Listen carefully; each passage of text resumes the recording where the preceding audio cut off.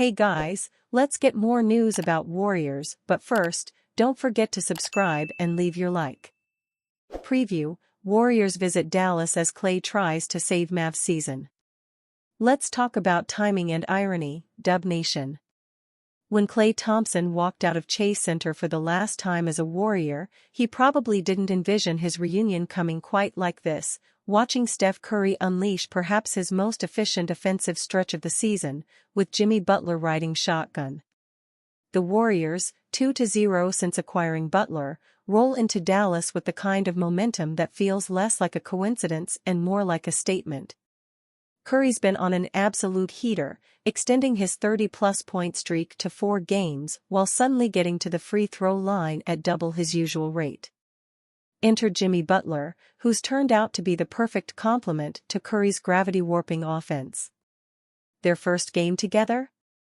A casual 59-point combined eruption that turned a 24-point deficit into a 21-point victory over Chicago. Butler's debut featured a Warriors record for free throws made, while their encore saw him casually drop 20 points on 12 of 15 from the charity stripe. As Steve Kerr noted, it's almost like having someone who can actually attack the rim and draw fouls might benefit a team's offense. Who knew? The numbers are painting a picture that must feel like a watercolor left out in the rain for Mavs fans. Since Butler's arrival, the Warriors have gone from averaging 112.2 points to dropping 128.5 per night. Meanwhile, Dallas is speedrunning the complete Anthony Davis experience faster than a TikTok compilation, going from unstoppable force to out indefinitely in light years speed. This leaves Klay in the awkward position of watching his replacement in GSW thrive while being asked to shoulder an offense that just lost both Luka Doncic and AD in the span of a week. It's like being asked to recreate the Splash Brothers using only half the recipe and having Kyrie Irving as your sous chef. It will be extremely fascinating to observe how those two take over the reins for the Mavs on the back half of the season. But here's where it gets spicy: Butler's not just scoring, he's doing his best Klay impression on defense too. His last game? 9 rebounds, 6 assists, and 4 steals against Milwaukee. It's the kind of two-way performance that used to be Thompson's calling card. Curry's been diplomatic about the whole situation, but his game is speaking volumes. There's a definite correlation, he admitted about his recent surge alongside Butler, noting how each possession feels less challenging. Translation: having someone who can punish defenses for overplaying him is making life significantly easier. For Thompson, this isn't just another game on the schedule. My girlfriend said it's like watching your ex thrive in a new relationship while you're still trying to figure out who you are. The difference is, most of us don't have to process those feelings while Uncle Drew is throwing no-look passes at our heads and half your potential offensive support is wearing designer suits on the bench.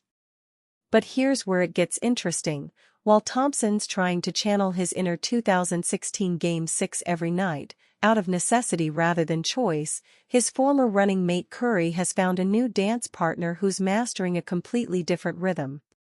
The Warriors' offensive rating with the Curry-Butler pairing has jumped to levels reminiscent of the peak Warriors years, just with more free throws and fewer three-point celebrations. I mean, you can acknowledge it and understand the frustration, Thompson said about the Mavs fans bringing so many Fire Nico signs to games. It's like a flashback to the heyday of a rowdy WWF Raw crowd. When you feel like you grew up with someone, it hurts to lose them, especially to a team in your conference. The irony of Thompson comforting irate fans about losing their star while watching his own brand-new replacement thrive in GSW probably isn't lost on anyone in the building. But this is where Thompson's legendary mental toughness comes into play. This is the same guy who knocked down free throws on a torn ACL and came back from 941 days of injury rehab to drop 30 pieces like he never left. Now he's embracing a role that's asking him to be both the sniper and the general. I'm absolutely positive he's going to accept his expanded role gleefully. This is a sweet opportunity to prove he can still make major contributions to winning basketball games at the highest levels. How can Jimmy Butler improve Warriors?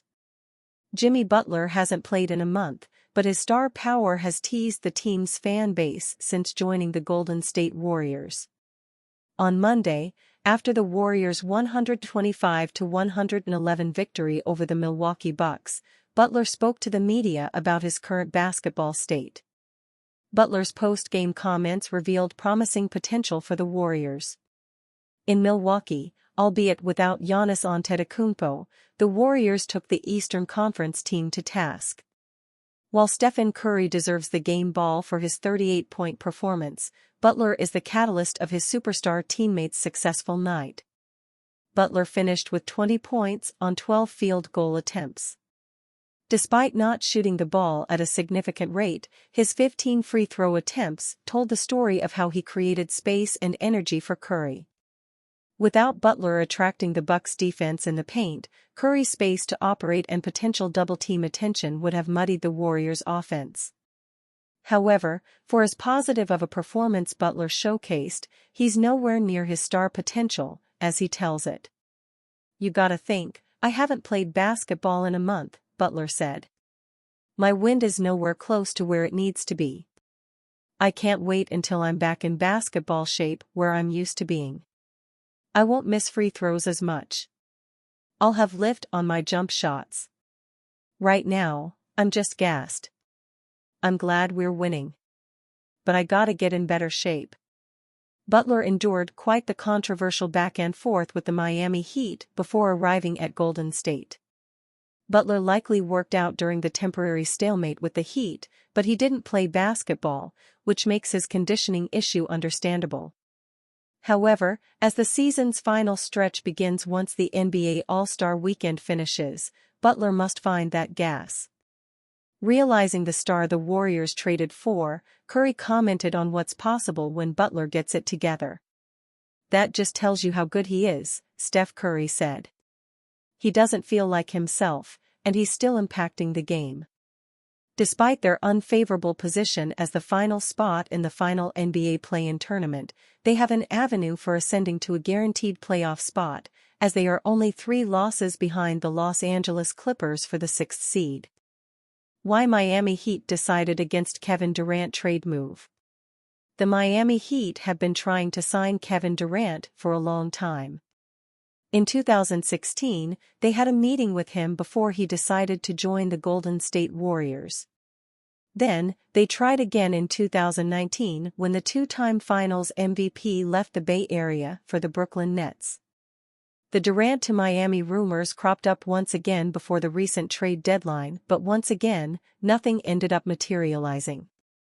This time around, it looks like it was Miami who decided not to make a push even though it is believed that Durant would have been open to playing for the Heat.